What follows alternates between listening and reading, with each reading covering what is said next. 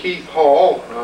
I was born in Macomb, Ohio. It's a town of about 1,000 people in Midwestern Ohio in 1918. My father was a hardware merchant and in addition carried on all sorts of activities like plumbing, heating, electrical wiring, some construction, and farm implement business. And this was a kind of a rural community. In elementary school, it was about 50% mixed from kids that lived in town and kids that lived in the country. So my early years, I worked around the hardware store quite a bit and participated in one time or another in the plumbing gangs, the roofing gangs, the electrical wiring gangs, and all this, and putting together farm implement, delivering these things. And so I became acquainted at an early age with such matters as levers and screws and bolts and nuts. And in fact, I counted so many of them at inventory time, I thought I'd never want to see another one again. But as it turned out, when I went away to college, this kind of experience was quite helpful in physics, because I had had some first-hand experience in a practical way in many of the problems that we treated. Actually, I got interested. My interest in chemistry was greatly stimulated during my high school years by a chemistry teacher, Mr. Kramer, who, among other things, was endeavoring to put together a championship team to win a stateside competition.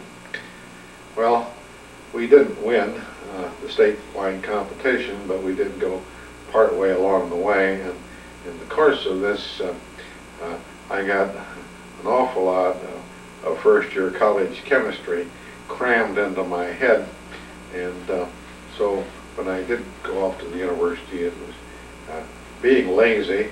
It turned out that this was a easy pathway to follow, and so I majored in chemistry and minored in physics, and along the way I had, as I suppose most young people do, various aspirations, like maybe I should go into physiological chemistry,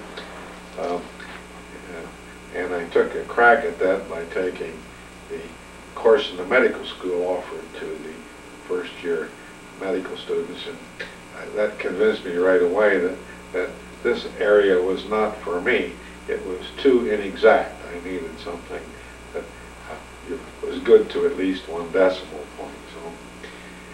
So I guess I could say that my career was guided a lot by fate or by dumb luck or whatever you want to call it.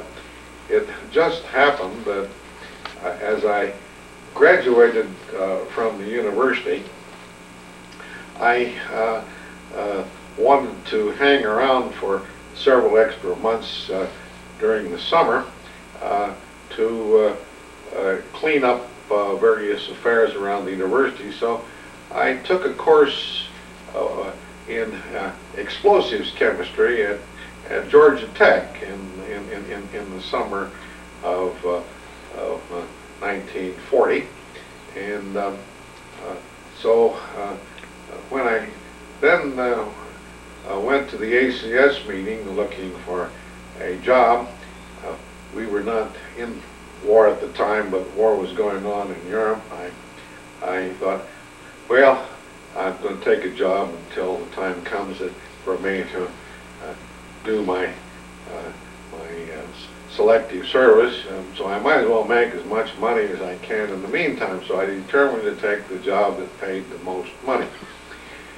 Well, as it turned out, being green behind the ears, I got knocked around from this interviewer to that interviewer in the employment clearinghouse until I finally ran into a brash young man named Frank Long, who I had never heard of before. And he was rather guarded in what he had to say, except that he had a job he thought I was uniquely suited for. He couldn't tell me anything about it, but except that I had to undergo an FBI clearance before anything more could be done. Would I please hold up for a month before accepting another job?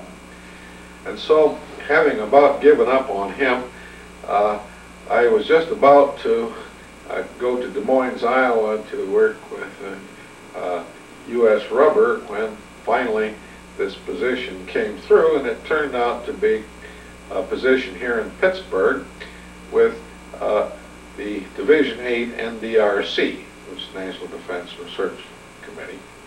And they wanted to make use of my vast experience in explosive chemistry, you say, because this was set up under OSRD as an explosive branch to do research of benefit to the military, which we might need sometime in the foreseeable future.